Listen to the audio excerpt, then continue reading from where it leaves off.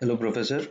So, as part of this DSP assignment, I have created a cricket simulator wherein it calculates uh, the runs that will be scored by a batsman in his following game, along with the strike rate and few other statistical details on the cricket game he played. So, in this case, like I'm quickly running the application here to just show how it happens. So, if you see here, initially it asks for the player. So let me say I give a player name who's a star player in this case. So now it gives me the total runs he's expected to score in the next game along with the strike rate and more analysis. Yes, it'll give me a ball by ball analysis now how many balls being faced by the batsman. So let me run this one more time just to give a random player.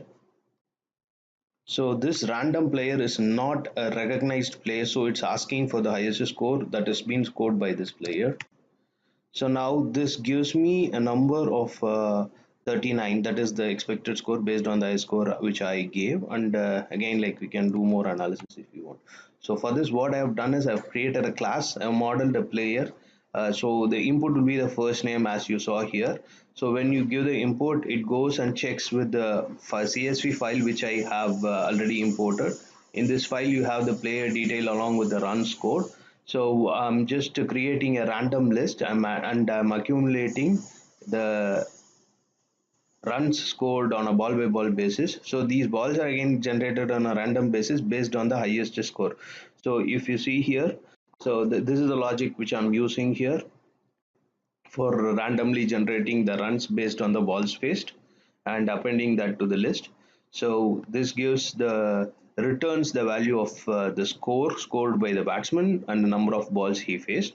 Again, in this function, you just retrieve the strike rate based on the balls faced and the runs scored. And another score analysis which is being done by a ball by ball analysis. The random list which got appended here is being called in this function and it is returned here. The rest is all the print statements, and I have used lists, dictionaries, and also the normal looping and class along with the methods for this assignment. Thank you.